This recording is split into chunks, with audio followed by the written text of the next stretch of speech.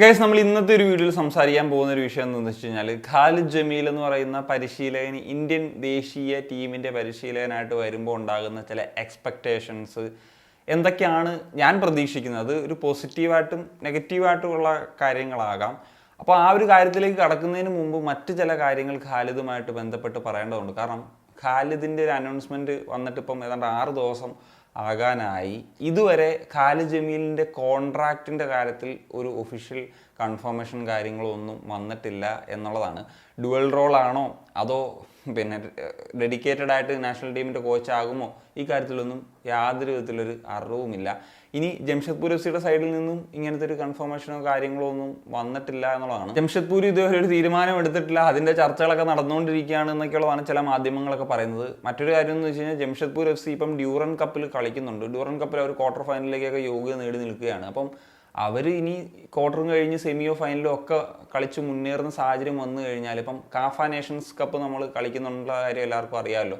അത് 29-നാണ് ഇന്ത്യയുടെ ആദ്യ മത്സരം വരുന്നത്. ഈ ഫൈനൽ മത്സരമൊക്കെ വരുന്നത് ഡ്യൂറൻ കപ്പിൻ്റെ 23-ാം തീയതിയാണ്. അതായത് ഒരാഴ്ചയിൽ താഴെ മറ്റൊക്കെ ആയിരിക്കും ഒരു ക്യാമ്പും പരിപാടികളൊക്കെ കിട്ടാൻ പോകുന്നത്. ഒരു പുതിയ കോച്ച് വന്നിട്ട് ഇങ്ങനെ ഒരു ക്യാമ്പൊക്കെ കൊടുക്കാൻ പറ്റുന്നൊരു സാഹചര്യം ഉണ്ടായിട്ട് കൂടി അത് ഈ തരത്തിൽ നഷ്ടമാകുന്നു എന്നുള്ളതാണ് പറയേണ്ടത്. കാഫ നേഷൻസ് കപ്പ് നമുക്ക് ഈ ക്വാളിഫയേഴ്സ് ഒക്കെ വരുന്നതിന് മുമ്പ് നല്ല രീതിയിൽ പ്രിപ്പയർ ചെയ്ത് ഒരു അറ്റ്ലീസ്റ്റ് 2 വീക്സ് ഒക്കെ കിട്ടി ഒരു വലിയ ഒരു ക്യാമ്പ് തന്നെ ഉണ്ടാക്കി കുറേ പ്ലെയേഴ്സിനെയൊക്കെ വിളിച്ചിട്ട്, പുതിയ കോച്ചാണല്ലോ ഒക്കെ നടത്തിയിരുന്നത്, അത് വളരെ ഗുണകരമായിട്ട് മാറിയതിനെ. അത് പറയുമ്പോൾ മറ്റൊരു കാര്യം കൂടി പറയണം.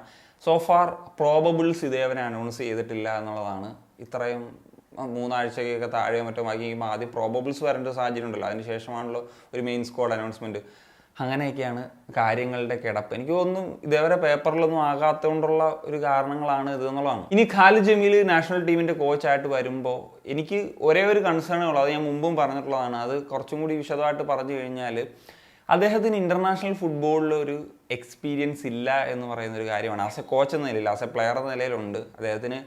ഇപ്പം ലീഗ് തലത്തിലൊക്കെ 10-15 വർഷത്തെ എക്സ്പീരിയൻസ് ഉണ്ടൊക്കെ ശരിയാണ്. പക്ഷേ ഇൻ്റർനാഷണൽ ഫുട്ബോൾ എന്ന് പറയുന്നൊരു രീതിയിൽ അദ്ദേഹത്തിന് ഒരു എക്സ്പീരിയൻസ് ഇല്ലാത്തത് ഒരു പ്രശ്നമായിട്ട് വരുമോ എന്ന് പറയുന്നൊരു കൺസേൺ ആണ് ഉള്ളത്. ബാക്കി പറയുന്ന കാര്യങ്ങളൊക്കെ എനിക്ക് ഒരു പ്രതീക്ഷ നൽകുന്ന കാര്യങ്ങൾ തന്നെയാണ്. കാരണം എന്ന് വെച്ച് കഴിഞ്ഞാൽ, അദ്ദേഹം ഒരു ഇന്ത്യക്കാരനാണ്. ഇന്ത്യക്കാരനായിട്ടുള്ള ഒരു പരിശീലകനായതുകൊണ്ട് തന്നെ ഇന്ത്യൻ പ്ലേയേഴ്സിൻ്റെ കാര്യങ്ങൾ എന്താണെന്നുള്ളതും കണ്ടീഷൻസ് എന്താണെന്നുള്ളതും പ്ലേയേഴ്സിൻ്റെ സ്ട്രെങ്ത് ആൻഡ് വീക്ക്നെസ് എന്താണെന്നുള്ളതും അതനുസരിച്ച് എങ്ങനെ ഒരു ഫോമുല സെറ്റ് ചെയ്യണമെന്നൊക്കെയുള്ള കൃത്യമായിട്ടുള്ള ധാരണ ഉണ്ടായിരിക്കും എന്നുള്ളതാണ്. പിന്നെ ഒരു ഇന്ത്യൻ കോച്ച് എന്ന നിലയിൽ ഇദ്ദേഹം വരുന്ന സമയത്ത്, ഇപ്പോൾ നാഷണൽ ടീമിൻ്റെ ഒരു കാര്യം എടുക്കുമ്പോൾ എപ്പോഴും ഒരു സ്വദേശി കോച്ച് വരുന്നത് തന്നെയാണ് നല്ലത്. അത് നമുക്ക് ലോക ഫുട്ബോളിലും എക്സാമ്പിൾസ് പലതും പറയാൻ പറ്റുന്ന കാര്യം തന്നെയാണ്.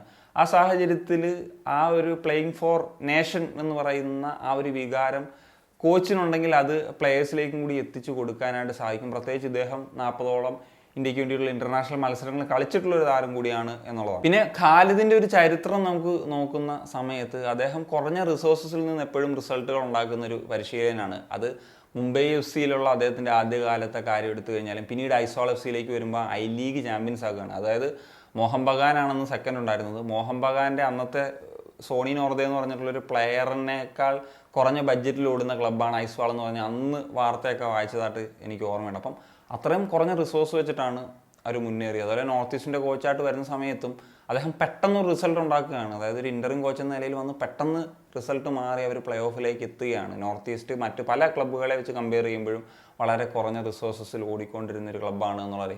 ഇനി ജംഷഡ്പൂർ എഫ് സിയിലേക്ക് വരുമ്പോഴും നമുക്ക് കമ്പയർ ചെയ്യാം. നമ്മൾ കഴിഞ്ഞ സീസൺ തുടങ്ങുന്നതിന് മുമ്പ് പറഞ്ഞാണ്, ഇൻ പേപ്പർ നോക്കുന്ന സമയത്ത് പല ടീമുകളെക്കാൾ പുറകിൽ എന്ന് പറയാം. അത് വിദേശങ്ങളിലെ ആണെങ്കിലും ഇന്ത്യൻ താരങ്ങളുടെ കാര്യമാണ്. പക്ഷേ ആ ഒരു ടീമിനെ വെച്ചിട്ട് അദ്ദേഹം ഒരു റിസൾട്ടുകൾ ഉണ്ടാക്കിയെടുത്തു എന്നുള്ളതാണ്. സത്യം പറഞ്ഞാൽ ഖാലിദ് ജമീൽ എന്ന് പറയുന്ന ഒരു കോച്ചിൻ്റെ ഒരു പ്രത്യേകത എന്ന് എനിക്ക് തോന്നിയിട്ടുള്ളത്, ഏത് ടീമിനെയും പരാജയപ്പെടുത്തുന്ന ഒരു കോച്ച് എന്നതിനപ്പുറത്തേക്ക് ഏത് ടീമിനും പരാജയപ്പെടുത്താൻ ബുദ്ധിമുട്ടുള്ളൊരു ടീം എന്നുള്ളതാണ് ഒരു പ്രത്യേകത. അദ്ദേഹം വന്നു കഴിഞ്ഞാൽ അദ്ദേഹം ഡിഫെൻസീവ്ലി സ്ട്രോങ് ആണ്. നമ്മളെപ്പോഴും പറയാറ് ഹറാം ഫുട്ബോളിൻ്റെ ഉസ്താദാണ് ഖാലിദ് ജമീൽ എന്ന് പറയുന്നത്. അപ്പം നമുക്ക് ഡിഫെൻസീവ്ലി ഒക്കെ പറയുകയാണെങ്കിൽ നല്ല പ്ലെയേഴ്സൊക്കെ ഉണ്ട്.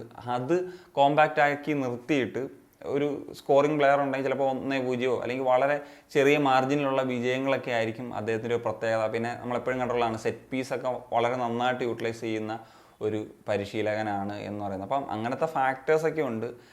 നമ്മുടെ നിലവിലത്തെ സാഹചര്യം എന്ന് പറഞ്ഞു കഴിഞ്ഞാൽ മറ്റ് ഏഷ്യൻ രാജ്യങ്ങളൊക്കെ വെച്ച് നോക്കുമ്പോഴത്തേക്കും വളരെ പിന്നിലാണ്. അപ്പം ആ ഒരു പരിമിതിയെ നമുക്ക് നമ്മുടെ ഒരു സ്ട്രെങ്ത് കണ്ടെത്തിയിട്ട്, ആ പരിമിതിയിലും നമ്മുടെ സ്ട്രെങ്ത് കണ്ടെത്തിയിട്ട് എങ്ങനെ മുന്നോട്ട് പോകാമെന്നുള്ളതാണ് നോക്കേണ്ടത്. ഞാൻ ആദ്യം പറഞ്ഞൊരു കാര്യം ഒരിക്കൽ കൂടി ആവർത്തിക്കുന്നു. ഈ ഇന്ത്യൻ ലീഗ്സിൽ കളിക്കുന്ന കളിയും അല്ലെങ്കിൽ ഇൻ്റർനാഷണൽ ഫുട്ബോളിലേക്ക് പോകുന്നൊരു കളിയും വ്യത്യസ്തമാണ്. അവിടെ അദ്ദേഹം എങ്ങനെ കോപ്പപ്പ് ചെയ്യും എന്നുള്ളതാണ് ഏറ്റവും പ്രധാനപ്പെട്ട ഒരു ഫാക്ടറായിട്ട് നിൽക്കുന്നത്. അപ്പം എന്താണ് നിങ്ങളുടെ ഒരു ഒപ്പീനിയൻസ്? തീർച്ചയായിട്ടും കമ്പോസ് അമേരിക്കേഷൻ സൈനിങ് ഓഫ്.